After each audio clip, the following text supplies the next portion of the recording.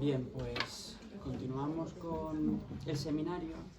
Bueno, yo le quiero agradecer a Ángeles y a Fernando la oportunidad de invitar a la profesora Silvia Bañi y que me hayan dado la oportunidad de hacer yo la presentación.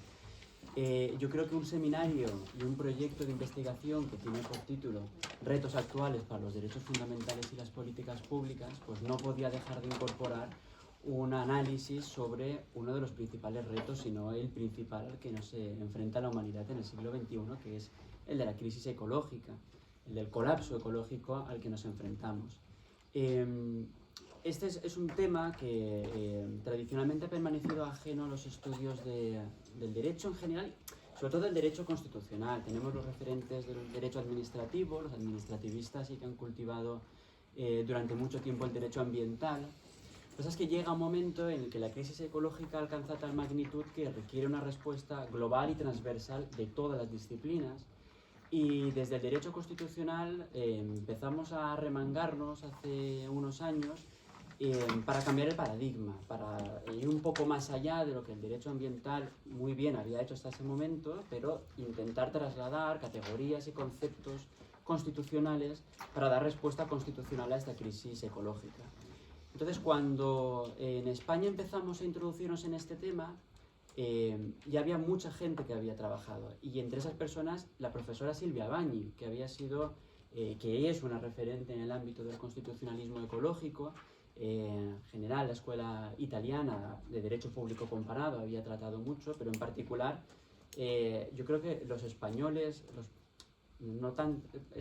poco españoles que nos dedicamos a este tema, que nos hemos dedicado a este tema, hemos encontrado en Silvia Bañi una fuente de aprendizaje. Es decir, cuando ya empezamos a pensar en estas cosas, Silvia ya había abierto camino. Entonces yo creo que hay que agradecerle el constitucionalismo español que estudia estos temas. La profesora Bañi es profesora de Derecho Público Comparado de la Universidad de Bolonia. Además es miembro del Centro de Estudios sobre América Latina de esta universidad. Es IP del proyecto LUMEN, Law of Nature and Human Ecosystem Approach, Modeling a Transcultural Eco-Legal Framework, financiado por la Unión Europea a través de los fondos Next Generation. La profesora Silvia Bañi ha trabajado sobre muchos temas de derecho público comparado, sobre justicia constitucional, precisamente con una comparativa Italia-España, bioética, fecundación asistida, testamento vital, modelo democrático, directo y representativo, pero como digo, el motivo que nos trae hoy aquí es que es una pionera en el ámbito del constitucionalismo ecológico, donde ha trabajado en el ámbito de los derechos de la naturaleza, del cambio de paradigma, del antropocentrismo al ecocentrismo, de nuevos modelos constitucionales para dar respuesta a la crisis ecológica. Tiene muchas publicaciones, me había traído algunas cuantas, pero ahora permitir que dispense, porque es un gran elenco tanto de monografías como de artículos, algunos en España también, porque domina perfectamente el castellano. Y como digo, han sido un punto de referencia en el estudio, así que nos va a realizar una ponencia con el título Derechos de la naturaleza y representación de las futuras generaciones, así que sin más doy la palabra. Gracias. Pongo el tiempo, solo es por eso el teléfono. En primer lugar, quiero agradecer a Adrián por la invitación y el trámite con Ángeles, y a Ángeles por la confianza que ha dado a pesar de que no me conoce. Entonces, muchas gracias a los dos. Tengo un desafío grande en realidad hoy porque soy una italiana invitada a hablar sobre derechos de la naturaleza en el único país europeo que tiene reconocimiento de derechos de la naturaleza. Entonces, en realidad, en España es mucho más avanzado que en Italia. Y el segundo reto es que estoy en un ambiente donde hay un montón de profesores de filosofía del derecho, y abordar este tema sin tocar la filosofía del derecho, la ética y la moral es bastante complicado. Yo no soy experta, entonces he intentado de toda manera utilizar argumentos que no son filosófico, pero a lo mejor es una tarea casi imposible. Entonces me alegra poder hablar de este tema frente a tantos colegas que podrán hacer críticas y recomendaciones. ¿Cómo voy a enfrentar el tema? En primer lugar, empezaré con aclarar qué entiendo yo por naturaleza, luego a ver cómo El enfoque de los derechos de la naturaleza hay que entenderlo desde mi perspectiva de manera un poco más amplia de lo que normalmente se entiende simplemente como reconocer un nuevo sujeto de derechos. Es algo un poco más complicado. Y de ahí pasar a entender cómo desde los derechos de la naturaleza se puede pasar a reconocer subjetividad jurídicas a las generaciones futuras. Naturaleza es un concepto cultural. Esto lo ha reconocido de manera muy clara el IPBES en este informe de 2019. Significa que es un concepto vago, es un concepto que depende de la cultura de cada pueblo, de cada comunidad. Si hablamos de culturas indígenas, hay muchos pueblos indígenas que ni tampoco tienen la palabra naturaleza. Utilizan otras expresiones porque para ellos no tiene sentido la diferencia entre seres humanos y naturaleza, entonces no hay necesidad de expresarlo así. Se habla de Pachamama, a veces traducimos Pachamamas con naturaleza, pero no es exactamente lo mismo. En particular porque la Pachamama es el todo e incluye a los seres humanos y a veces en el occidente utilizamos naturaleza como algo distinto de los seres humanos. Y tampoco desde el pensamiento occidental científico, la palabra no es una palabra técnica. En ecología no se utiliza naturaleza. En ecología la unidad menor que se estudia es el organismo y de allá sus relaciones con su entorno. Y se habla de especies, poblaciones, ecosistemas y biomas, pero no se habla de naturaleza. Naturaleza es algo como una palabra común. Entonces, esto es el primer punto, ¿no? Raymond Panicard decía que para hablar de medio ambiente hay necesariamente que intentar un diálogo intercultural. Es necesario esto. Y además, esta perspectiva nos empuja a superar el conflicto entre antropocentrismo, biocentrismo y ecocentrismo. Yo no me voy a meter ahí dentro porque creo que es algo equivocado, en el sentido que es una de las críticas mayores que se produce frente a los derechos de la naturaleza, pero creo que es una crítica que no está bien enfocada. En ese sentido, estamos hablando de derecho, el derecho es un producto de los seres humanos. Es evidente que desde la perspectiva de la naturaleza, todo esto conceptos no tiene ningún sentido. La naturaleza no tiene necesidad de un reconocimiento de sus derechos. Entonces, es lo que estamos intentando es incorporar este concepto y ver cómo el derecho humano es necesariamente antropocéntrico, debe relacionarse con lo que es la naturaleza desde una perspectiva intercultural. Entonces, una cosa es la utilización del medio, el lenguaje, que es un lenguaje jurídico necesariamente humano, y la otra cosa es valorar qué valor damos a la naturaleza dentro del lenguaje jurídico. La naturaleza en el derecho hasta ahora siempre ha sido concebida como un objeto, un bien, o un recurso a explotar, o en los mejores de los casos un recurso a conservar por el hecho de que produce servicios ecosistémicos necesarios a los seres humanos. El tema es que siempre se valora en cuanto funcional a un bien o a un interés humano. El enfoque de los derechos de la naturaleza cambia esta perspectiva porque reconoce que los seres humanos somos parte de la naturaleza y nuestra existencia depende de las interrelaciones que tenemos con el ecosistema y todos los elementos bióticos y abióticos que pertenecen al ecosistema Tierra, ¿no? a nuestro planeta.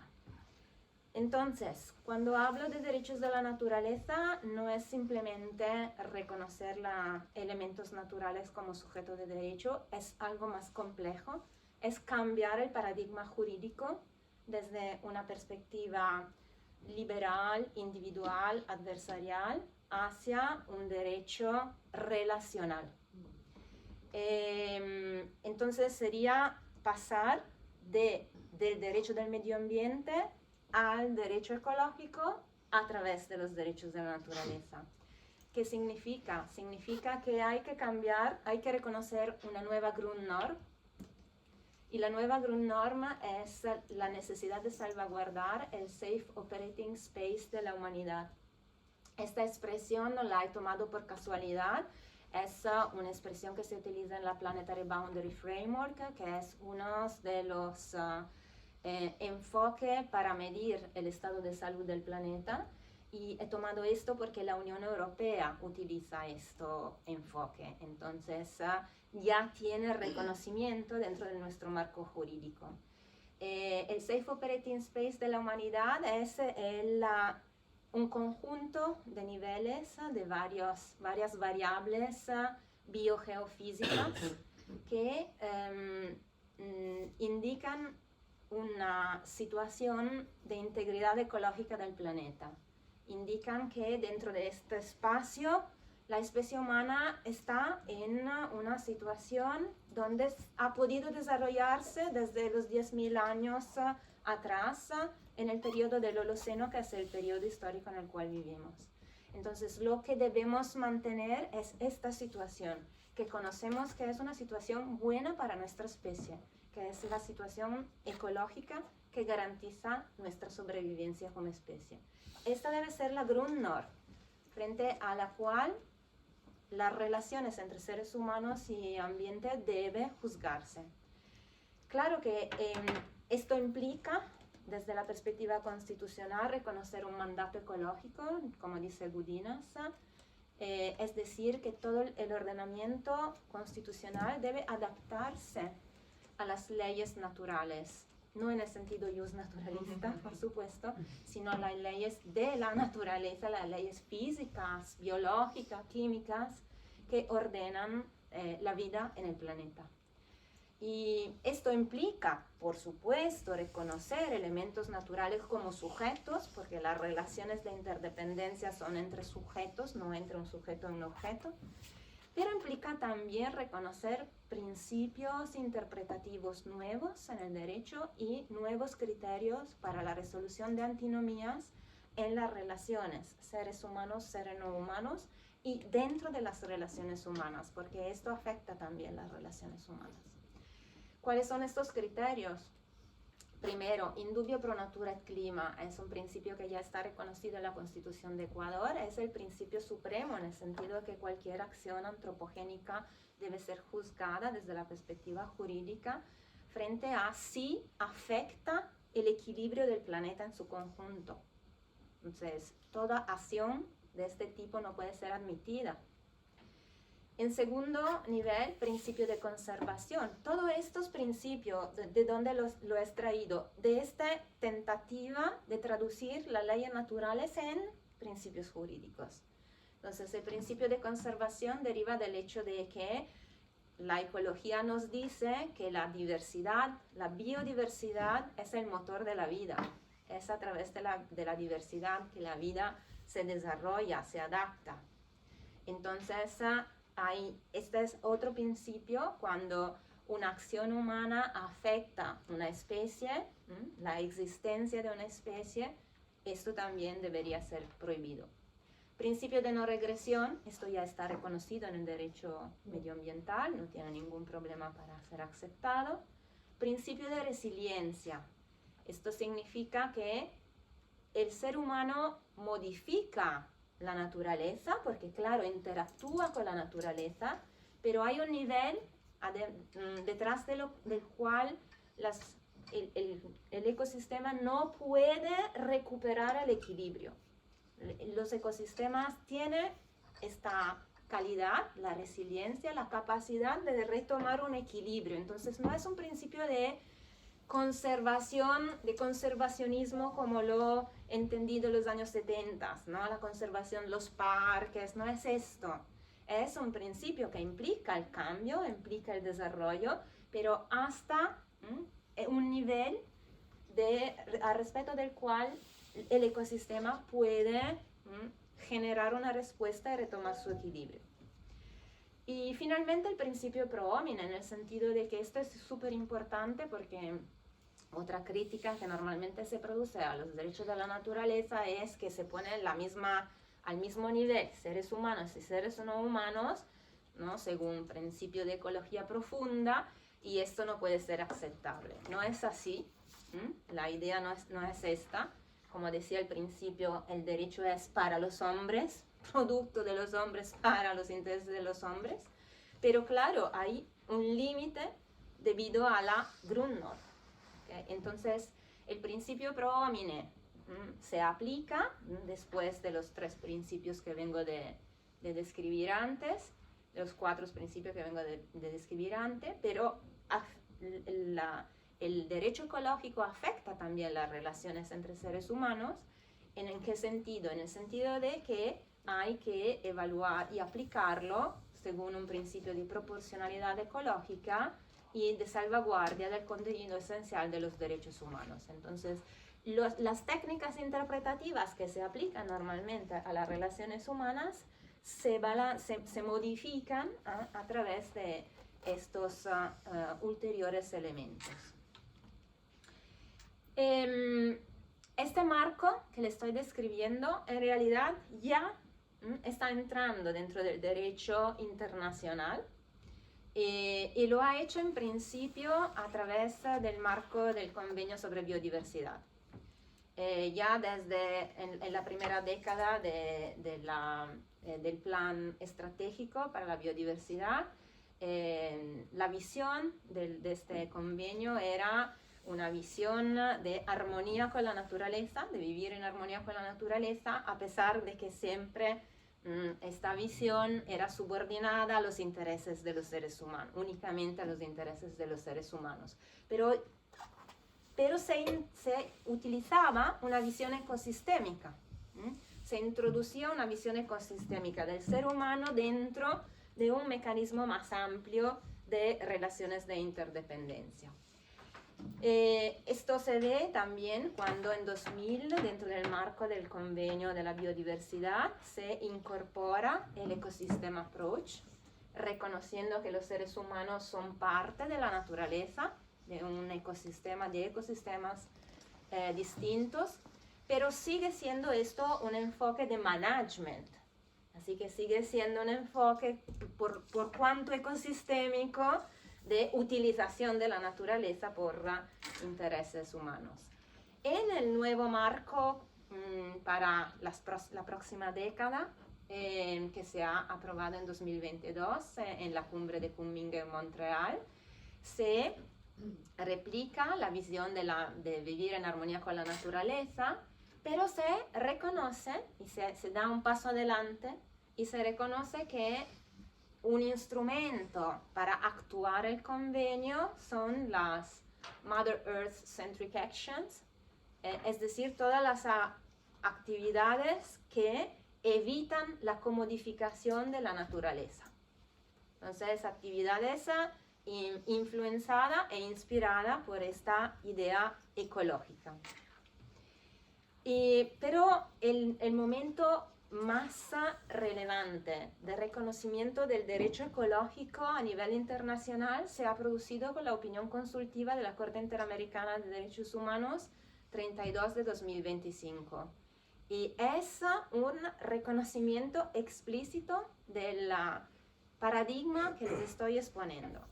En primer lugar, la Corte ha reconocido como instrumento coherente con el Convenio Interamericano el reconocimiento de los derechos de la naturaleza y como sujeto de derecho, y ha dicho que esto representa una manifestación del principio de interdependencia entre naturaleza, ambiente y derechos humanos. Pero la parte que más me interesa es esta. La Corte ha reconocido que el principio indubio pro natura y clima y la Grundnorm, salvaguardar el safe operating space de la humanidad, es un principio de jus cogens. La Corte por fin ha dicho se prohíbe cualquier comportamiento, actitud antropogénica que afecta irreversiblemente la interdependencia y el equilibrio del ecosistema. Entonces, es norma de jus cogens. Y esto ya se había de alguna manera ya adelantado por la Corte Suprema de Justicia de Colombia. Colombia es uno de los ordenamientos más avanzados en el reconocimiento de los derechos, del enfoque de los derechos de la naturaleza. Y la Corte Suprema, en este caso, vía Parque Isla de Salamanca, había reconocido con la expresión plurinación que la Pachamama es el conjunto de relaciones entre seres humanos, no humanos y el ambiente, y había reconocido que esto implica que el planeta debe ser reconocido como verdadero titular de derechos. Entonces, la traducción de lo que vengo de expresarles. Y por fin la opinión consultiva termina reconociendo el derecho a un ambiente saludable para presentes y futuras generaciones. Entonces aquí entramos finalmente en el tema de cómo los derechos de la naturaleza ayudan a reconocer la personalidad jurídica de las futuras generaciones. La doctrina hasta ahora se había puesto entre dos distintos caminos.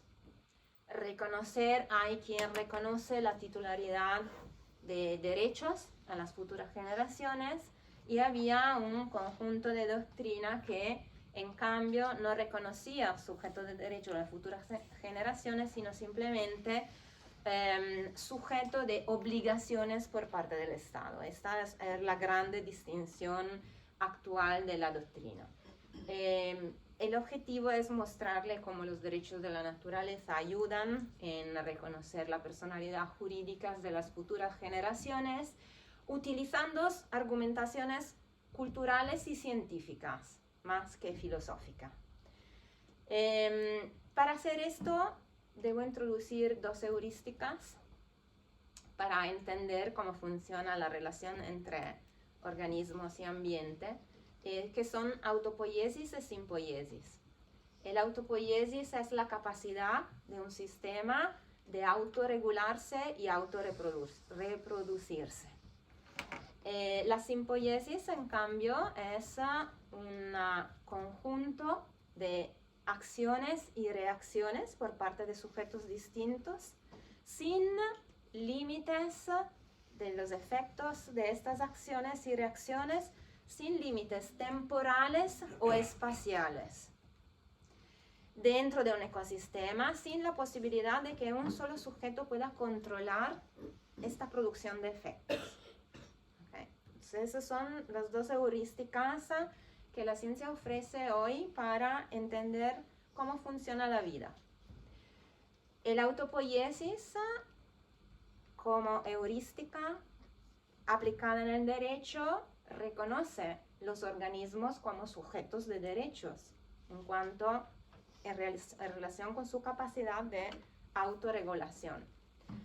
La simpoiesis nos ayuda a reconocer como sujeto los ecosistemas y por fin el planeta como ecosistema, porque a través se reconoce que el planeta como un conjunto de sujetos que actúan y coproducen los elementos que fundamentan la vida, la materia y los flujos de energía. Estos dos elementos, que son los elementos necesarios para producir la vida, se producen y reproducen a través de la coactuación de todos los sujetos, humanos y no humanos, que están dentro del planeta Tierra. Entonces, la vida es, diría Odum, una calidad emergente del planeta. Es decir, las calidades emergentes en ecología son calidades que no pertenecen originariamente a los singulos elementos, pero que sí conjuntamente se producen a través de la interactuación. Entonces, cada nivel tiene calidades que no tienen singularmente los niveles inferiores. Y la vida es una calidad emergente del planeta Tierra. Y en conjunto con estas dos heurísticas, para entender las futuras generaciones como sujetos, hay que añadir incluir en el derecho la dimensión del tiempo y empezar a reflexionar sobre qué entendemos con este concepto. Este concepto es uno de los conceptos más difíciles a entender. Nosotros solo como seres humanos hemos conseguido entender el tiempo a través del espacio. El reloj media el tiempo a través del espacio. No sabemos definir el tiempo de otra distinta manera.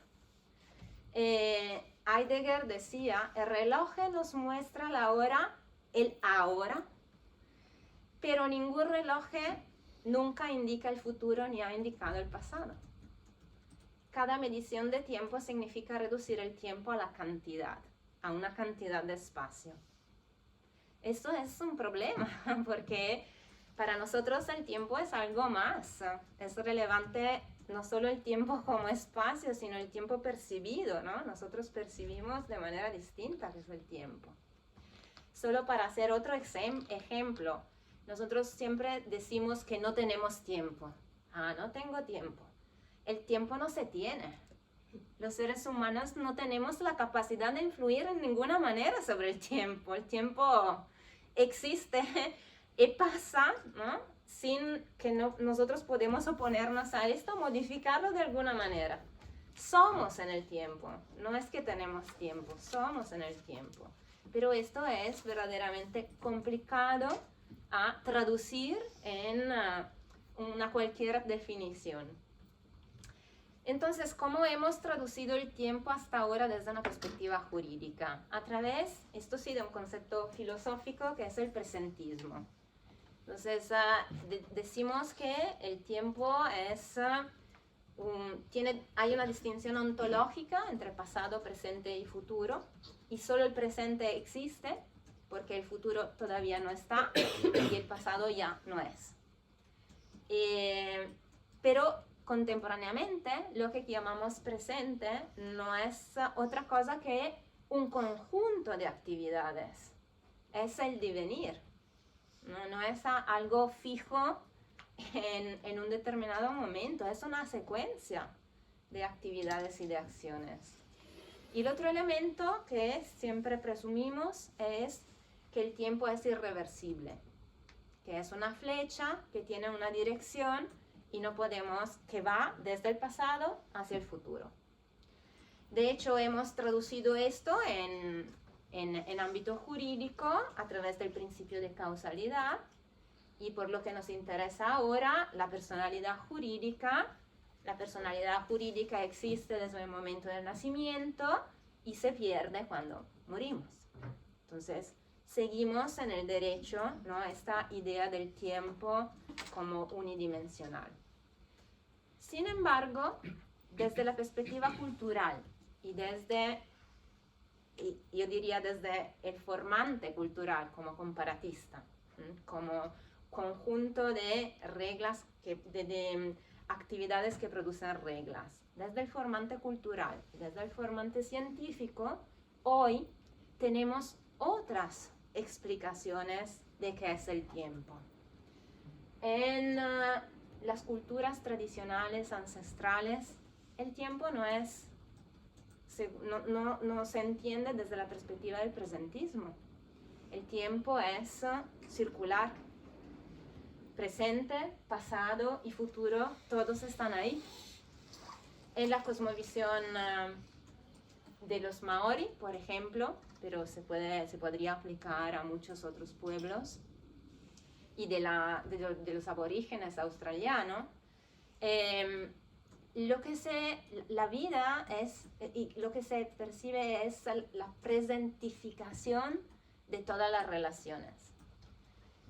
La vida es relacional.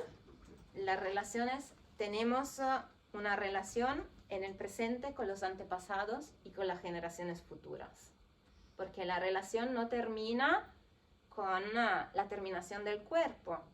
Según estas cosmovisiones, la vida es energía que permanece como una conexión con los antepasados, lo expresan con el mana, la idea del mana, y ya nosotros que vivimos somos generación futura respecto de los que nos han precedido y tenemos una vinculación con los que vendrán. Entonces tenemos responsabilidades frente a los que vendrán, que son ahí en potencia. Y desde la perspectiva científica, claro, en Occidente esto parece, no puede ser utilizable, pero a mí me interesa ver el conjunto, ¿no? Cómo se puede llegar al objetivo desde distintas perspectivas, porque hemos dicho que estamos hablando desde una perspectiva intercultural, necesariamente desde una perspectiva intercultural. También desde la ciencia occidental, los conocimientos a partir del final del siglo del 800 en adelante, el desarrollo del pensamiento sistémico, por ejemplo, nos ayudan a entender esta idea del tiempo como algo cíclico. Pensamos a la física moderna, la teoría de la relatividad especial, la física cuántica, todos estos pensamientos, todos estos resultados científicos han modificado la idea del espacio y del tiempo. El tiempo ya no es un elemento absoluto como para Newton, es algo distinto, es algo relativo. Y se produce el concepto de espacio-tiempo, que tiene muchísimas aplicaciones tanto en el micro como en el macro. Claro, esto nosotros no lo vivimos, no lo percibimos en nuestra vida. Todos estos conceptos, elementos, el espacio-tiempo no afecta nuestra percepción cotidiana de la vida. Pero sí afecta la visión ecológica y ecosistémica del planeta. ¿Qué significa incorporar el espacio-tiempo dentro del derecho? Significa mirar otra visión de que es un derecho subjetivo y otra visión de que es un sujeto de derecho. El derecho subjetivo ya no es una pretensión individual, es un espacio de relación. El derecho subjetivo es incluyente en cuanto protege la relación entre todos los elementos bióticos y bióticos del planeta.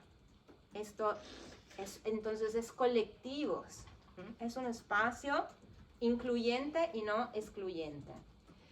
Y además se debe añadir el hecho de que hemos visto cómo todo funciona con estas relaciones entre seres viventes y no viventes, humanos y no humanos, funcionan a través de acciones y reacciones, anillos de retroacciones, que implican que los efectos de lo que hacemos ahora ya van para el futuro, pero afectan directamente el presente. Esta es un modelo a respecto de la temperatura, y claro, cuando pueden empezar, ¿no?, de cualquier punto, toda acción ya produce un cambio sobre el elemento inicial. Ya no es causa y efecto, sino y andando adelante, sino retroagiendo al principio. ¿Esto qué significa? Significa que, claro, la vida de los seres individuales no podemos modificar nada, pero no está limitada al tiempo lineal que percibimos. Pero la vida del planeta no es solo la vida de la suma de sus individuos. La vida como especie, como ecosistema, intenta perpetuarse al infinito. Entonces esto significa que lo que hacemos hoy afecta la especie, afecta el ecosistema. Es relevante y ya está ahí y se queda ahí. Entonces ahí, en esta relación hay presente, pasado y futuro que están presentificados. Y otro elemento científico para afirmar esto es el DNA. En el DNA tenemos pasado, presente y futuro. Y además hay los estudios que se están desarrollando sobre epigenética, que ya no son mutaciones de DNA, son simplemente silenciación, no sé si se dice en español. Silenciar genes produce una transmisión de informaciones a las generaciones inmediatamente futuras sin cambiar el DNA. Entonces ya tenemos dentro de nuestro cuerpo el futuro que lo transmitimos a nuestras generaciones futuras. Entonces hay una relación permanente entre pasado, presente y futuro.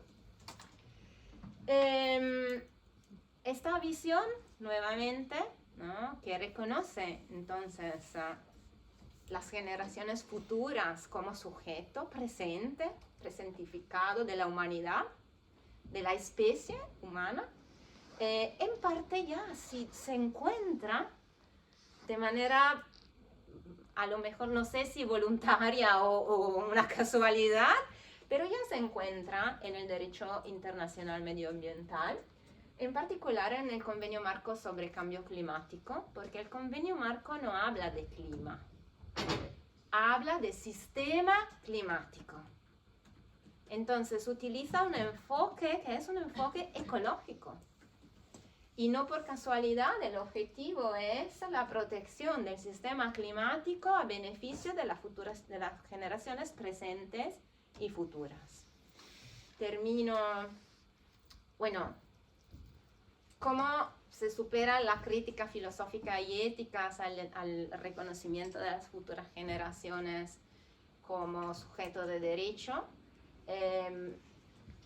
Cuando se habla de reconocer en el pasado, o mejor en la visión, digamos, medioambiental tradicional del derecho, hablar de derechos de generaciones futuras tenía problemas. ¿Por qué? Porque se pensaban en derechos subjetivos como individuos. Es decir, las generaciones futuras se pensaban como una suma de individuos que tienen derechos, ¿no? Entonces se decía cómo es posible ahora pensar cuáles serán los derechos, cuál será la voluntad de estas personas, de estos individuos. Esta no es la perspectiva de los derechos de la naturaleza. La perspectiva del derecho ecológico no es reconocer las generaciones futuras como singulo individuos que tienen derecho, sino reconocer como sujeto, como representante de la especie humana.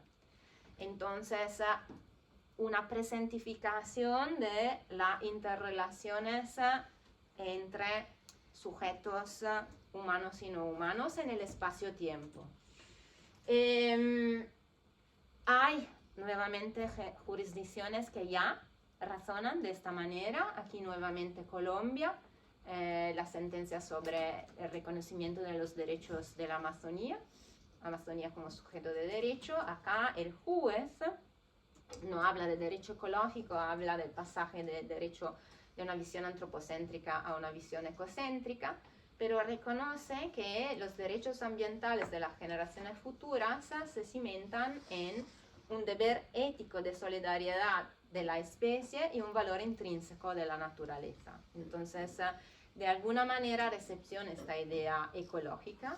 Y termino con algunas incorporaciones de estas ideas que he intentado muy malamente explicarle por la Corte Interamericana. Nuevamente, la opinión consultiva, la reciente, la 32, que habla de un interés universal, del derecho del medio ambiente como un interés universal de las generaciones presentes y futuras, habla de equidad intergeneracional, y habla de humanidad que incluye las generaciones presentes y futuras. Entonces, esta idea que he intentado explicarle de cómo los derechos de las generaciones futuras no son los derechos individuales de los singulos, sino son la representación de un sujeto, que es la especie humana, que se debe concebir en el espacio-tiempo, ¿no?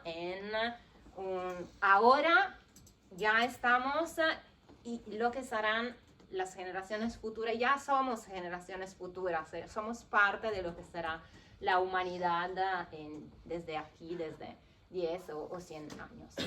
Y nada, termino acá. Gracias.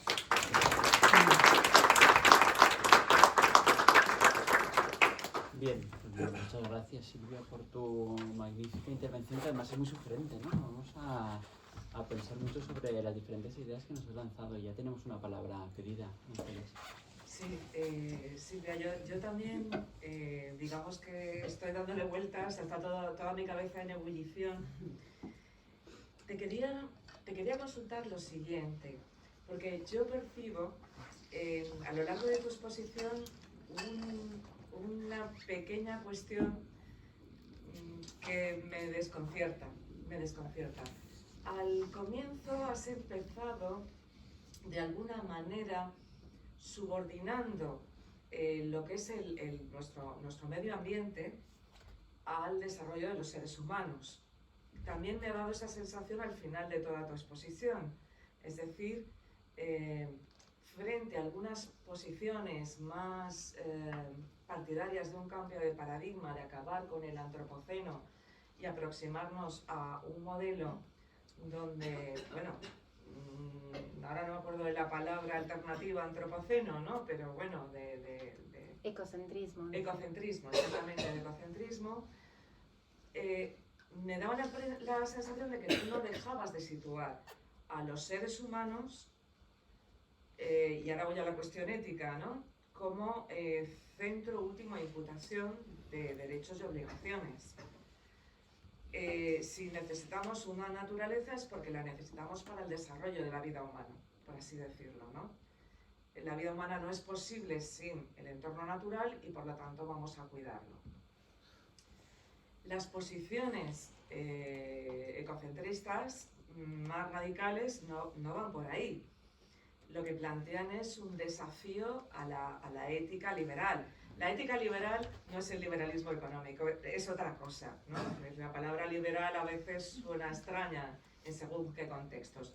La ética liberal es el producto de la Ilustración, donde el individuo se sitúa, digamos, como centro de imputación de derechos, sobre todo de derechos y de obligaciones. Es decir, el centro último de imputación, la unidad moral, es el individuo y, bueno, todo gira en torno a la satisfacción, digamos, de los intereses vitales de los seres humanos. De ahí hemos hecho una expansión también a los animales, a determinados animales, de manera que perseguimos los malos tratos hacia los animales o establecemos algunas condiciones mínimas para evitar el sufrimiento, por ejemplo, cuando los sacrificamos. La cuestión, digo yo, la cuestión es, o donde yo me sitúo es,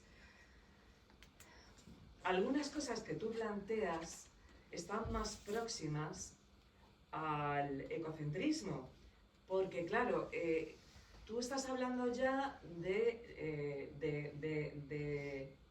una unidad de imputación de derechos y una relación que comprende la vida. Es decir, es la vida lo que protegemos, es la vida, ya no es protegemos la vida para proteger la vida de los seres humanos, lo que protegemos es ya la vida en sí misma. Entonces creo que te has movido ahí de un terreno a otro y ambas cosas me plantean dificultades. Si lo que protegemos es la vida y no necesariamente la vida humana, esto Mercè se lo he dicho varias veces, ¿no? Podemos plantearnos una paradoja, llamémosle la paradoja de Ródenas, la paradoja de Ródenas. Porque lo he discutido mucho con ella, lo más ético que podemos hacer los seres humanos es suicidarnos. Es suicidarnos porque somos lo peor para la supervivencia del planeta. A ver, no hace falta que nos suicidemos todos, dejemos a unos cuantos que sobrevivan, ¿no? Esa es la paradoja, si el centro de imputación es la propia vida, somos lo peor que hay. O por lo menos no podemos seguir tantos aquí, que es que sobrevivan los que mejor se están relacionando con la vida y la supervivencia del planeta, pero no nosotros, que somos dañinos. Creo que ese es el problema, ¿no? Y claro, si te quedas con las armas cortas del liberalismo, cuyo centro de imputación de derechos es el ser humano, y es el ser humano presente, no sé cómo puedes conciliar eso con algunas de tus pretensiones, ¿no? De proteger la vida futura, de proteger la vida en sí mismo, etcétera, etcétera.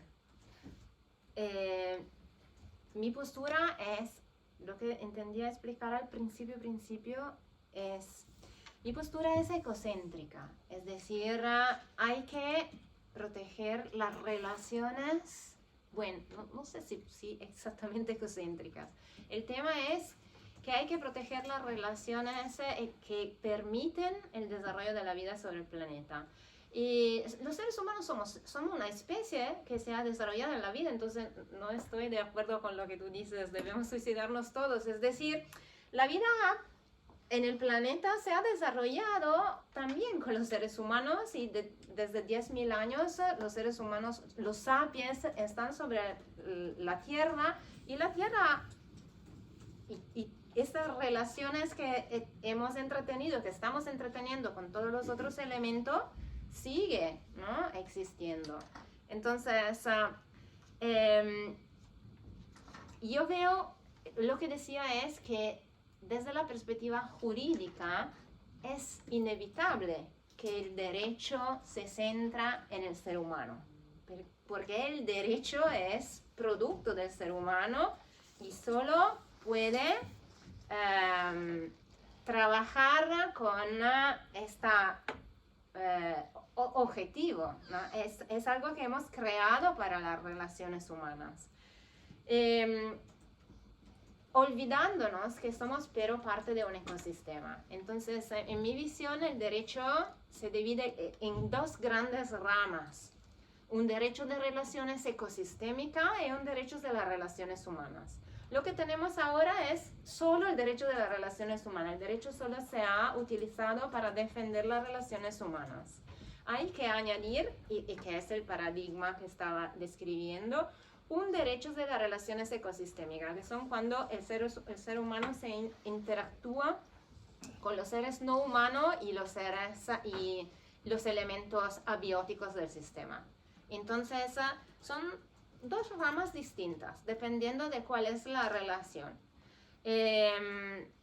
Y todo esto, entonces, todo lo que he intentado de explicarles sería el derecho de las relaciones ecosistémicas, que en parte influye también en el derecho de las relaciones humanas, porque cuando somos y debemos arreglar solo relaciones entre seres humanos, de toda manera hay un influjo sobre, cuando hablaba de ecoproporcionalidad y de defensa del núcleo central de los derechos. Si entre nosotros debemos pelear sobre dónde crear un nuevo aeropuerto, hay que considerar también efectos sobre los ecosistemas, ¿no? Pero estos son, entonces, depende de cuáles son cuál es el conflicto, entre cuáles elementos y cuáles sujetos hay el conflicto. Entonces, mi posición no es solo proteger los intereses humanos. Yo estoy dentro de la idea que el punto de partida es en las relaciones ecosistémicas, el ser humano es al mismo nivel de los otros elementos, bióticos y abióticos. Entonces, de ahí bajan todos los principios que he intentado explicarle. Luego, no todo es relaciones ecosistémicas, tenemos también relaciones que son solo humanas y ahí seguimos aplicando nuestros criterios con algunas matices. Entonces, esto es la tentativa que estoy haciendo de crear un nuevo paradigma, totalmente un nuevo paradigma, porque nunca se ha pensado en un derecho dividido así, creo, ¿no?, entre dos distintas ramas. No sé si te he contestado. Sí, yo lo que trataba de transmitirte era la idea de que plantear este doble paradigma en el ámbito del derecho tiene que tener como fundamento también necesario un doble paradigma en el ámbito de la moral. Esta construcción que hemos hecho de la moral, de la ética, tiene desde hace ya muchos siglos como núcleo, como centro de imputación, como unidad básica atómica al ser humano. Tiene que ser correlativa esa transformación, digamos, del paradigma del derecho, esa duplicación del paradigma del derecho en el ámbito de las teorías éticas, claro, porque lo que nos dice la ética es que sí, que el medio ambiente hay que protegerlo, pero ¿por qué? Como medio para la subsistencia de los seres humanos. No es que descuide esto. Entonces yo lo que quiero saber es hasta dónde, si es compatible con la ética liberal tu modelo. No lo veo así. No lo es. De hecho, es otra ética. Tradicionalmente, claro, uno de los problemas característicos que tiene la ética liberal ha sido el de las generaciones futuras. Claro. No lo es. Una insuficiencia, por si ejemplo, la pregunta es esta, no lo es. No es una ética liberal. A John Rawls, ¿no? Le criticaban a Rawls.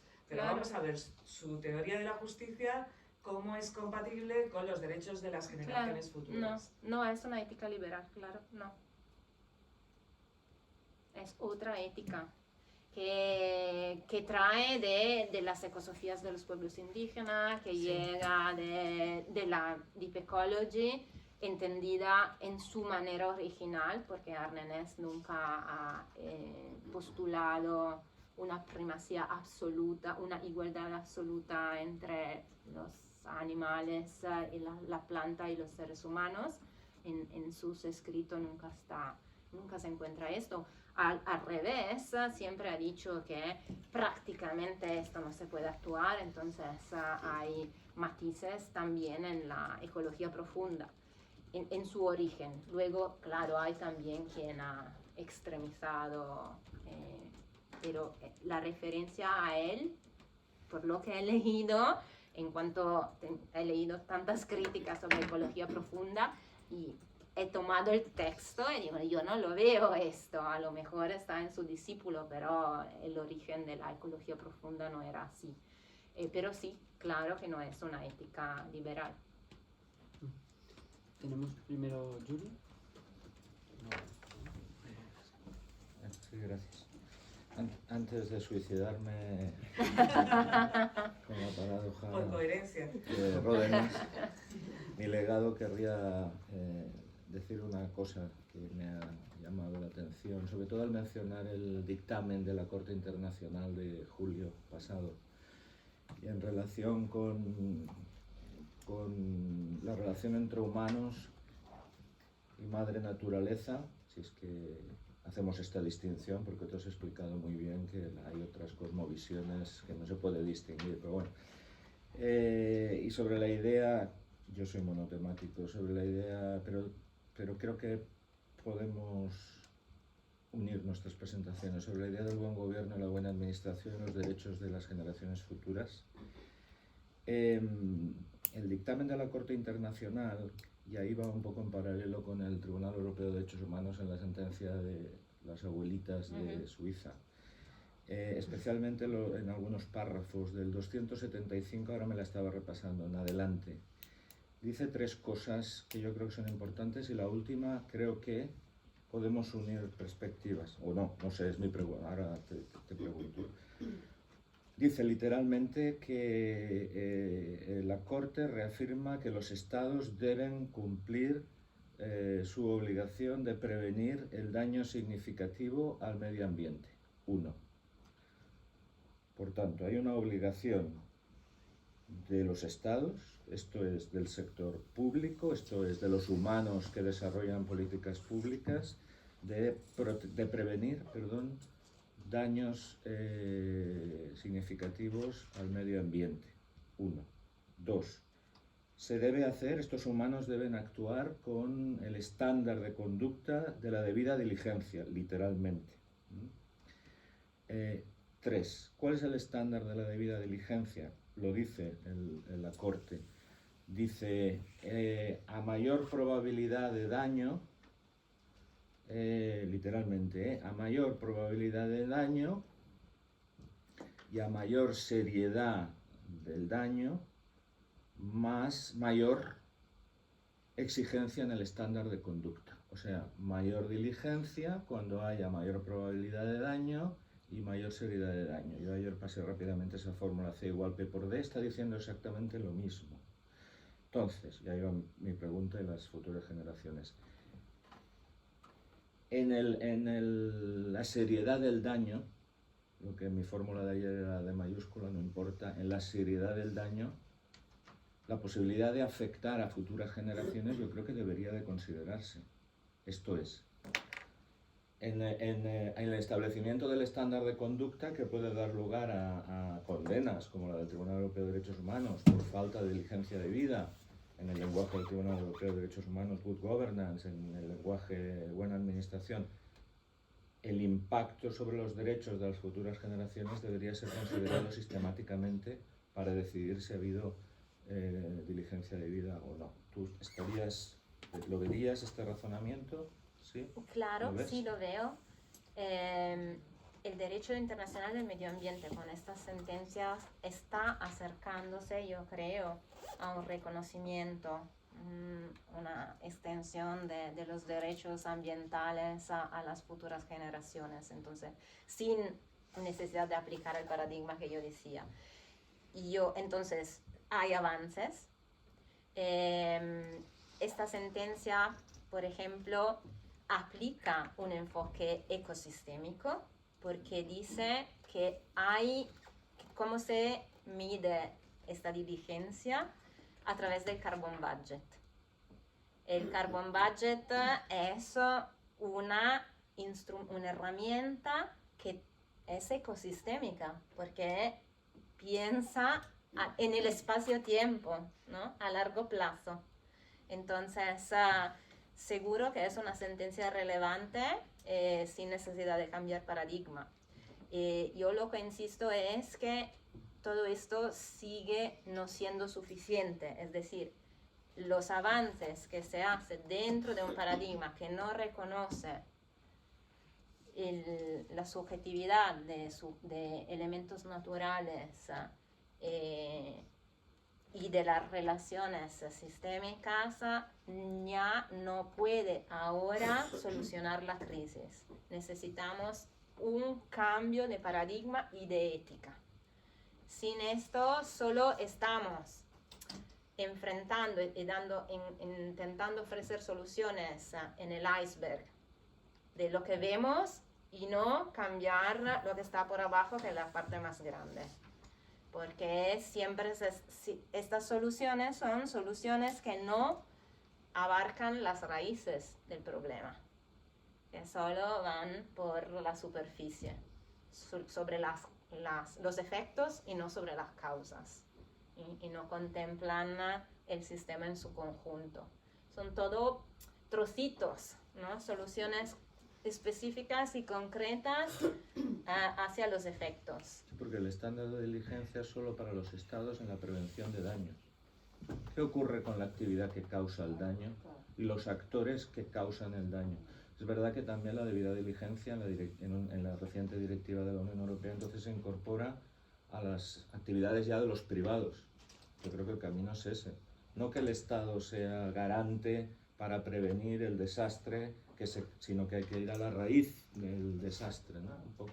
Esto es porque yo insisto con la necesidad del cambio de paradigma. Porque si no salimos de este modelo, no conseguimos el resultado a largo plazo. Por lo menos así nos dicen los científicos. Tenemos por aquí, Isabel. Sí. Bueno, muchas gracias por tu ponencia y por la oportunidad que nos das para reflexionar de estos temas que son necesarios, ¿no? Yo mis dudas iban muy en la línea de lo que ha dicho Ángeles, ¿no? Y esa idea, cuando has expuesto esa dualidad y esa contraposición entre las relaciones humanas y el ecosistema, ¿no? Natural, ahí citabas, entre los criterios que citabas, el criterio pro hombre.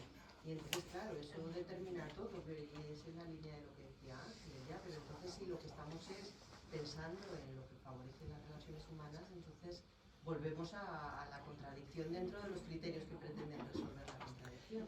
Pero en todo caso, mi duda iba, yo veo, me parece muy interesante tu propuesta de por una parte un derecho de las relaciones humanas y por otro un derecho del ecosistema, pero salvo que se quiera incurrir, que en algún momento lo has dicho como pasar muy rápido, las leyes naturales, no me refiero al justnaturalismo, no lo sé, porque salvo que queramos incurrir en una forma de justnaturalismo pensado como que es la propia naturaleza la que contiene los principios, ¿no? El modo en que debemos, y eso incurre en una especie de falacia naturalista al final, ¿no? Salvo que se quiera incurrir en eso, los humanos no sabemos otra forma de diseñar normas que o bien imponiéndolas o bien deliberando acerca de ellas. Y entonces, ¿quién va a decidir esas leyes que nos rigen las relaciones humanas? ¿No? Y ahí es donde venía la pregunta que quería hacerte, porque hayas hablado de que me parece eso muy interesante y es así, que el concepto de naturaleza es un concepto cultural, que hay muchos conceptos de naturaleza y que entonces es necesario, has dicho, un diálogo intercultural, has dicho inter. Yo ahí te pediría muy brevemente que me explicaras cómo se va a definir lo que es naturaleza, los problemas. No somos los humanos los que los tendremos que definir. Sí, el principio pro homine, los criterios que yo había descrito son progresivos, en el sentido de que se aplican en jerarquía. Así que se llega al principio pro homine, pero antes se verifica que todos los otros están respetados. ¿Por qué se llega al principio pro homine? Porque el derecho es producto de los hombres. Entonces no podemos pensar en un paradigma jurídico sin los seres humanos y sus intereses. Pero el paradigma ecológico pone los principios, los intereses humanos por abajo de algunos otros valores que son más elevados. Por eso una ética distinta. Porque está por arriba hay algo. Hay lo que permite garantizar la relación ecosistémica.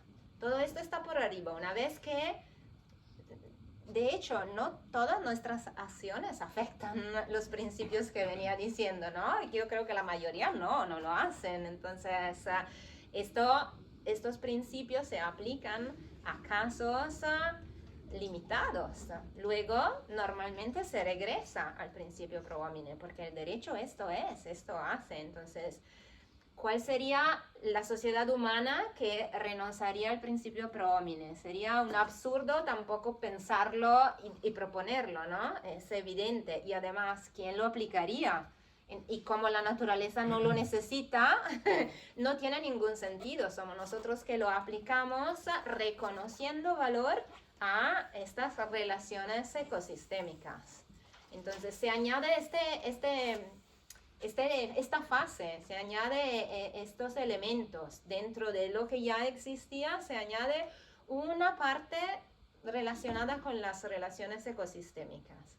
Esta es.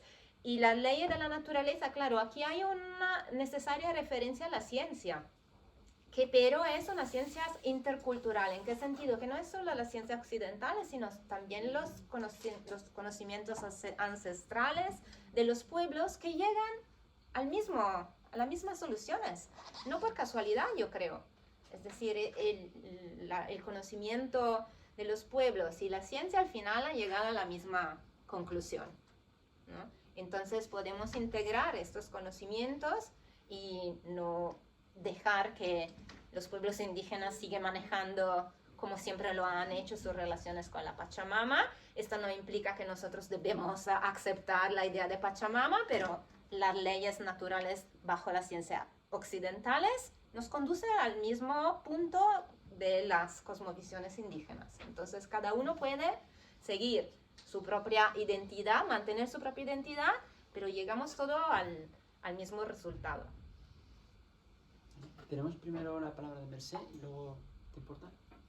Bueno, Silvia, un lujo escucharte y también las intervenciones porque respecto... Yo te voy a hacer una pregunta concreta, pero me da pie, me enriquece la paradoja Ródenas. Lo que yo considero, o sea, que en todo caso que se tiene que suicidar ese sistema, o sea, lo que hace el mal. Y no somos todos los seres humanos, al revés. O sea, es decir, la interacción ser humano-naturaleza es hasta muy buena. Fernando Valladares, en libros de civilización, o sea, lo explicas, o sea, o sea, incluso, por ejemplo, habría menos incendios si nuestros bosques, nuestros montes estuvieran pastoreados, para empezar. O sea, que decir, que la buena relación, como todo en la vida, si somos seres relacionales, o sea, la buena relación, entonces lo que se tiene es el sistema económico liberal, y no es cantidad, no somos muchos, sino es calidad, es decir, muy pocas personas muy malos o muy avariciosos, que es lo mismo, que pues es el que hace el mal. Entonces, que se suicide el sistema y los que lo respaldan. Eso, porque la relación del ser humano no es avaricia, no es malo por decir, es todo lo contrario. En la inmensa mayoría... Homicidio, ya directamente. Sí, la inmensa mayoría somos buenos. Entonces, esto viene entonces... Avengers, no sé si conocen, ¿no? Thanos. Calamidad, muerto. De hecho, hay un libro que es el buen antepasado, bueno, bien, pero no entraré. La ética, eso yo no lo veía. La ética no tiene que ser, porque yo pensaba, pues tendría que ser una ética colectiva, no, tiene que ser ética. O sea, es lo que decía Kant, es decir, lo que no es universalizable, pues tiene que ser ética, es decir, que sea el ser humano y lo colectivo, y lo relacional, que es precisamente los derechos, el nuevo paradigma es los derechos colectivos o relacionales, y para mí la clave es ahí. Es decir, porque claro, todo eso está muy bien, es un cambio de paradigma. Pero claro, un poco, porque aquí que es verdad que España ha sido pionera con la ley del Mar Menor, nuestros colegas en general no están muy a favor, incluso ecologistas. Yo me he encontrado, porque claro, te dicen, por ejemplo, porque el Mar Menor tenía un montón de leyes proteccionistas, ¿no? Y decían, pues que se aplíquese, como diría, ¿no? Claro, yo también, claro, decía, no es cuestión de más leyes, sino que las que hay se apliquen, que no se han aplicado, bien. Pero sobre todo, entonces, ¿esto para qué sirve? Pues sirve primero para llamar la atención, porque que realmente las leyes no se han aplicado para superar el derecho ambiental, porque no funciona y no lo hicimos, o sea, lo dice la realidad, con el colapso ecológico, climático, y sobre todo sirve para crear los derechos relacionales, porque los colectivos. Yo creo que la clave y la distinción entre la protección convencional que ha tenido el Mar Menor y la protección que puede dar la ley de declaración de personalidad jurídica es que en las otras leyes estaban los de siempre, es decir, las administraciones, yo soy de derecho y me lo creo, o sea, no, las administraciones también podían mejorar, dicho de paso, pero bueno, pero están los de siempre y así nos ha ido, pues colapsó el 2019 y tal. Entonces, lo que aporta este nuevo paradigma es el derecho relacional, los derechos colectivos, es decir, que estemos todos, los guardianes, los custodios, los agricultores o los que tienen restauración, porque es que el Mar Menor no están enfadados solamente los ecologistas o los que van a veranear, sino están los de los que tienen los establecimientos que no pueden levantar la persiana, porque claro, si está colapsado nadie va al Mar Menor. Entonces, es decir, lo importante es el cómo, o sea, porque cómo se va a proteger, porque claro, dicen, sí, ahora tiene personalidad jurídica el Mar Menor, ¿y ahora qué hacemos? ¿No?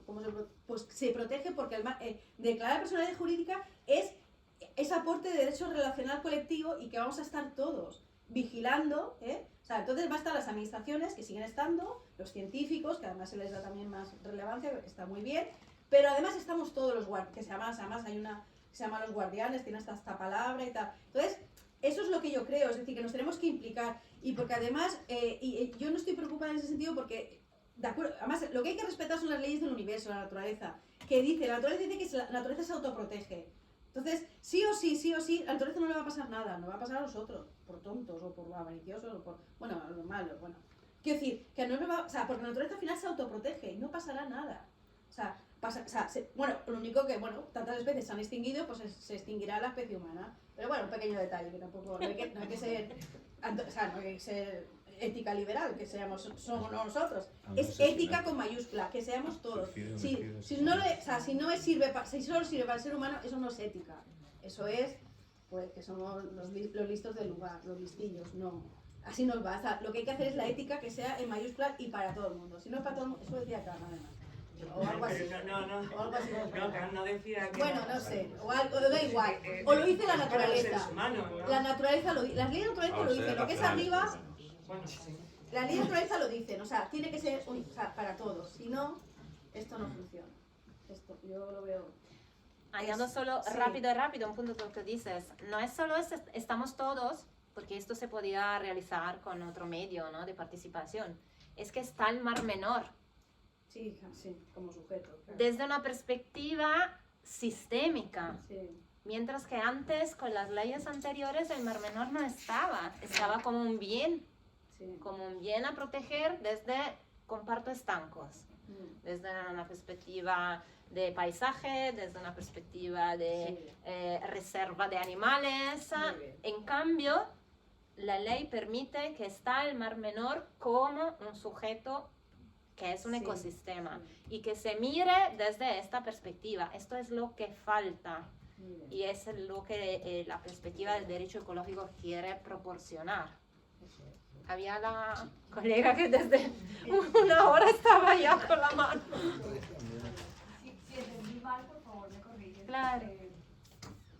Decías que era un avance el hecho de que la idea esta de que supervivamos como especie humana, ¿sí? Era reconocido como jus cogens. Y luego presentabas como también un avance el catálogo de nuevos principios derivados de la propuesta de un paradigma ecocentrista. Yo creo que esos elementos de significado que nos estás trayendo al debate puede generar muchos conflictos a futuro por la vaguedad de la manera en cómo está formulado esa norma de jus cogens nueva que tenemos derecho a sobrevivir como especie. Los humanos tenemos derecho a sobrevivir como especie. No es así, ¿eh? No Ah, es, por eso te digo, no. La norma de jus cogens no es esta, es que no se debe cualquier acción que afecta, te lo pongo acá porque es la norma que copia y pega de la sentencia, ¿no? Cualquier acción está prohibido toda acción que produce y afecta irreversiblemente el equilibrio vital del planeta. Entonces no es los seres humanos como especie. Cualquier acción humana que afecta irreversiblemente el equilibrio integral, la integridad ecológica del planeta está prohibido. Y esta es una norma de jus cogens. Entonces es recoger e incorporar la Grundnorm que decía anteriormente, ¿no? Proteger este self-operating space. Sí, bueno, ahora sí creo que pueden subsistir, pueden derivarse contradicciones. Claro, si la norma fundamental es que no haya la prohibición de generar un daño a través del humano que genere el equilibrio de los ecosistemas. Irreversible. Irreversible. Es fundamental. La extinción per se sería, digamos, esa está fácil.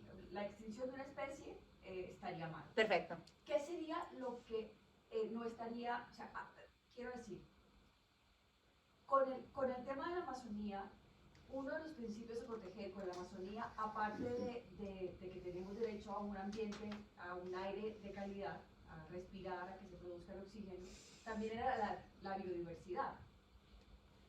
La biodiversidad y la definición de qué es lo biodiverso y cuál es la diversidad que merece la pena proteger es una cuestión que necesita una definición ponderada con ese principio de respeto a la naturaleza. O sea, si coloco ese otro principio de indubio pro natura, no resuelvo esos casos en donde hay especies que no representan una utilidad para el ser humano. O sea, no va a ser una flor, por ejemplo, que simplemente es bonita.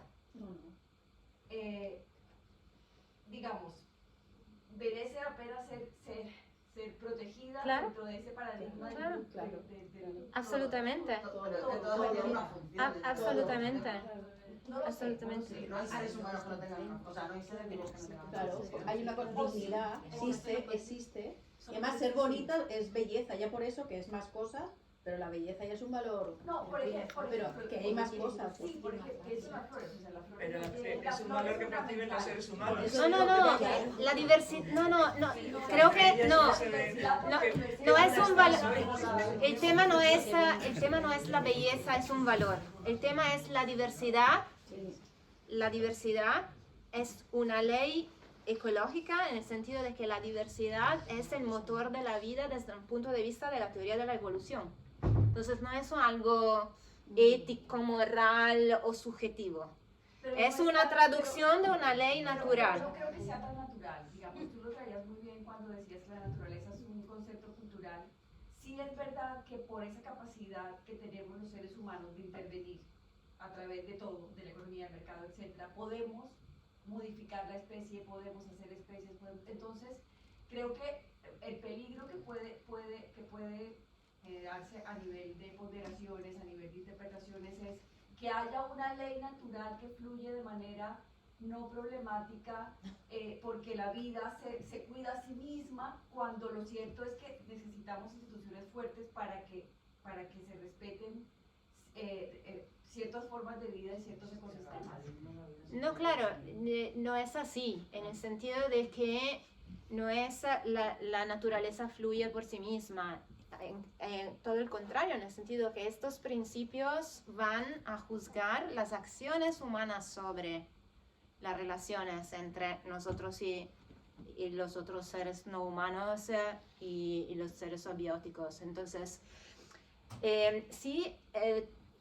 tu miedo es que algunas comunidades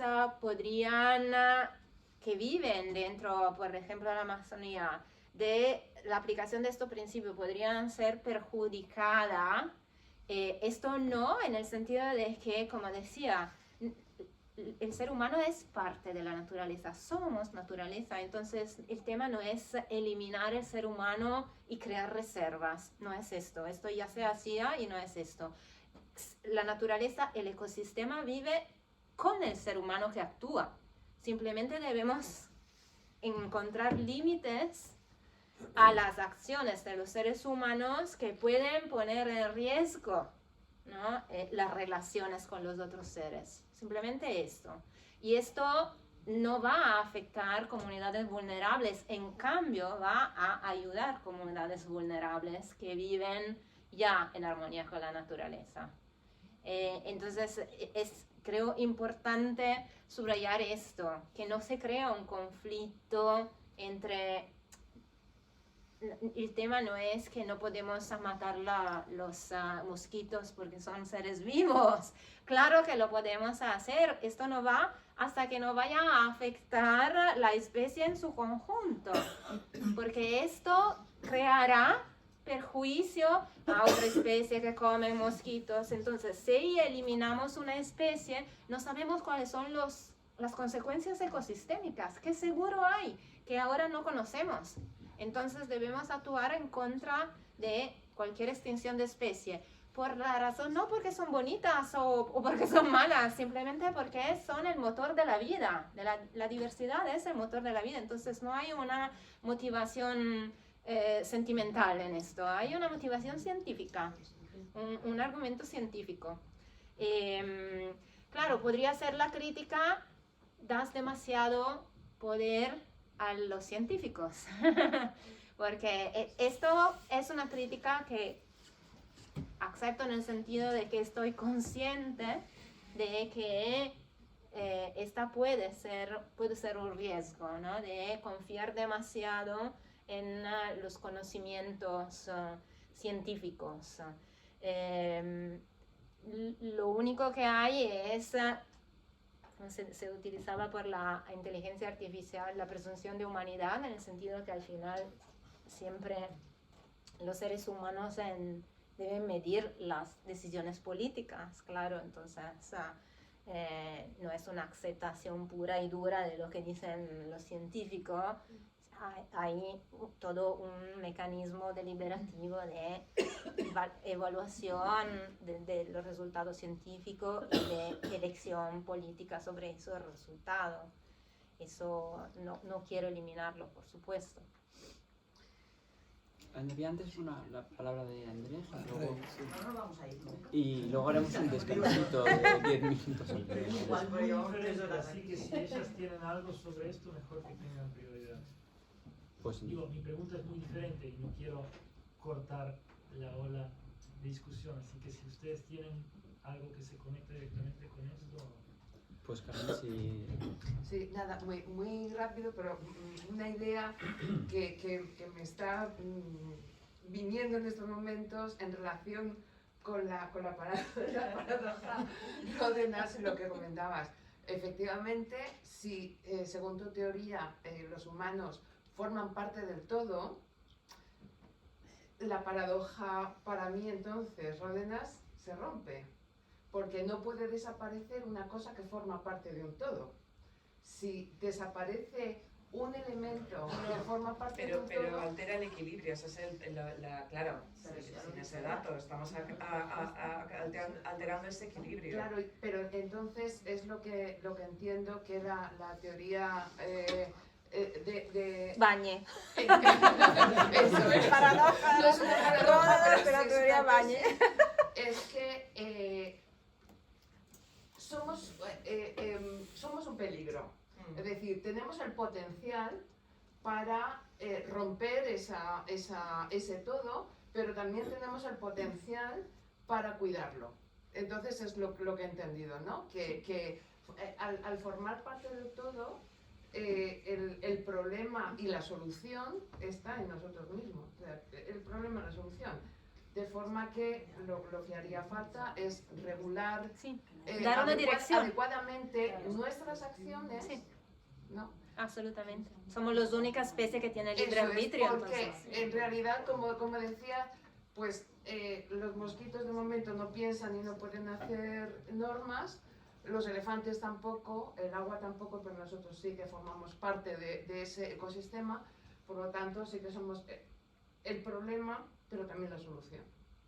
Es lo que he entendido. Ahí. Nada más, era un poco... Vale. ¿No? Gracias a ti. Gracias, Perfecto. gracias por... No lo hubiera podido expresar mejor.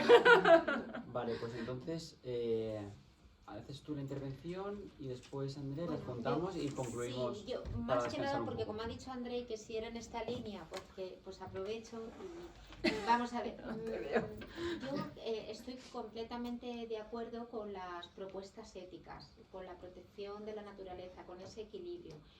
Lo que donde sigo viendo un problema es en el paradigma ecocéntrico.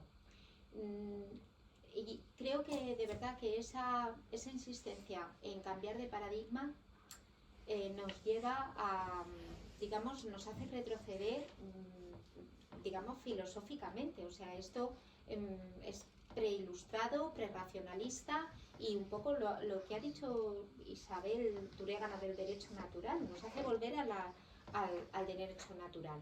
Y además creo que no necesitamos. En el derecho las ficciones son moneda de cambio. Cuando hablamos de la voluntad general, estamos hablando de democracia, estamos hablando, pero al mismo tiempo esto nos permite articular una democracia representativa, unos partidos políticos, es decir, el derecho está lleno de ficciones. Y en este sentido, los derechos de la naturaleza es una metáfora muy útil, pero no veo cómo nos podemos salir del paradigma, digamos, antropocéntrico, porque seguimos siendo nosotros los que estamos construyendo, o sea, los humanos, los que estamos construyendo esas reglas.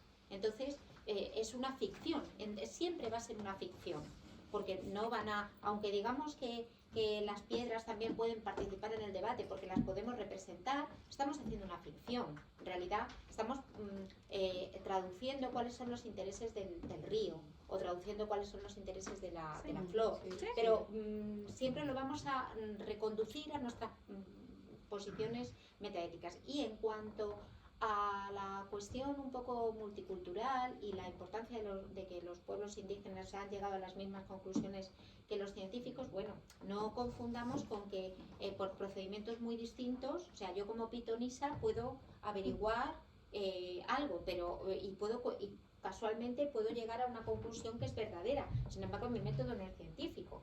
Entonces no retrocedamos. porque quiero decir que por mucho que se pueda llegar a las mismas conclusiones, esto lo importante es si el procedimiento es o no científico y acorde digamos, a parámetros racionales. Y entonces, porque si no, esto, como digo, supone ser no presocrático, prehistórico, o sea, supone retrotraernos a formas de pensamiento mágicas, metafísicas. Pero eso no es malo. Eso no es malo. Yo creo que es muy cierto. Hay pueblos que se han enfrentado a una extinción y entonces ellos te dicen, nuestra experiencia de extinción cuando se produce la conquista es esta. No son pitonisos esos pueblos indígenas. Han sufrido la extinción y han llegado a ella por la materialidad y por tanto hacen esa proyección. Y vosotros vais a esa extinción a la que a nosotros nos condenaron. Como elemento para tener en cuenta cuando se dice, bueno, animista, ¿sí? La Pachamama. No. Hay un pensamiento desde el sur que es también importante y que tenemos que tener en cuenta. Ellos se han extinguido. Comunidades enteras, civilizaciones. Sí, sobre este punto estoy de acuerdo con Ángel. En el sentido de que desde la epistemología del sur y desde una descolonización del pensamiento científico, no existe solo el pensamiento científico. Esto no significa que nosotros debemos abandonar nuestro método científico pero significa sí considerar también ese conjunto de conocimiento como fruto, como ciencia, como parte de un método distinto de hacer de conocimiento de la naturaleza y de nuestras relaciones con la naturaleza. En cuanto a tu primera parte, sí, es lo que decía, es decir, el derecho lo producimos nosotros, entonces no podemos salir del paradigma antropocéntrico, pero sí, cuando tú dices, estamos creando una ficción para tomar en cuenta los intereses de las flores, esto implica que hay cambiado un paradigma, que hay cambiado de ética, porque antes no tomabas en cuenta lo que piensa la flor o el valor de la flor. Sin una ética que es solo una ética liberal, solo toma en cuenta los intereses del ser humano y lo que es interesante para él. En cambio, esta postura intenta reconocer que hay un rol, una evidencia, un significado en cada elemento biótico o abiótico del ecosistema. Y entonces esta es una ética distinta sobre la cual nos hemos basado hasta ahora.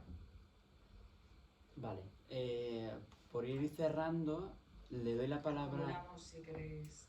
¿El qué? Acumulamos preguntas. Acumulamos, sí, así cerramos y damos unos minutos antes de la siguiente. Entonces, si te parece, André, intervienes y luego Ángeles y, Gracias, Silvia. Y finalmente Silvia. Lo mío es un poco diferente, solo para entender qué es lo que se puede derivar de tu teoría. Si he entendido bien, vos usaste todo el concepto de Pachamama y otras cosas para decir que de esa totalidad se puede derivar un derecho de las futuras generaciones, ¿cierto? Es decir, si ellos tienen un derecho, nosotros debemos algo a las futuras generaciones. Y me pregunto si, bajo el mismo concepto de Pachamama, debemos también algo a las generaciones pasadas. ¿Por qué? Porque si ellos no distinguen entre naturaleza y sociedad, entonces las normas que impusieron las generaciones pasadas también forman parte de ecosistema, ¿no?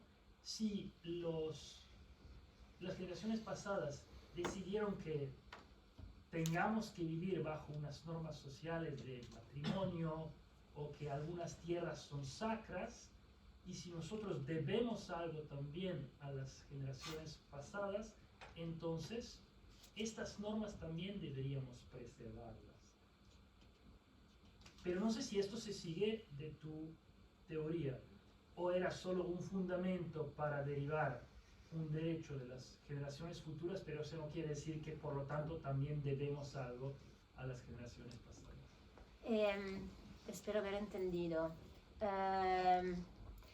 Mi teoría aplica en las relaciones ecosistémicas exclusivamente, en el sentido de cómo nos relacionamos entre humanos y no humanos. A lo mejor tu ejemplo está más relacionado con, tú hablabas de matrimonio, ¿no? Entonces, entre relaciones entre seres humanos. Entonces, el pensamiento, toda la estructura está relacionada con el tema ecológico y solo simplemente con el tema ecológico. Lo que tenemos a respecto de las generaciones pasadas es que nosotros ya estamos dispuestos a reconocer valor a las generaciones pasadas, porque, como tú decías, reconocemos el valor de un lugar sagrado, ¿no? O sea, que viene desde el pasado. Entonces ya reconocemos estas relaciones con el pasado, pero no estamos dispuestos a reconocer la relación con el futuro. Estamos más dispuestos a reconocer las relaciones que tenemos con los antepasados que no con las futuras generaciones. Pero esto vale solo en relación con la cuestión ecológica, no con las relaciones humanas, culturales, sociales, de cómo se vivía la sociedad, de cómo era la sociedad anteriormente. Es decir, no tenemos una obligación de mantener las mismas relaciones entre seres humanos que teníamos siglos anteriormente. Gracias. Y una última intervención de Ángeles. Estoy tratando. Si planteo el problema de los virus y las bacterias, que también forman parte de... Y sin embargo no dudamos en tomar antibióticos.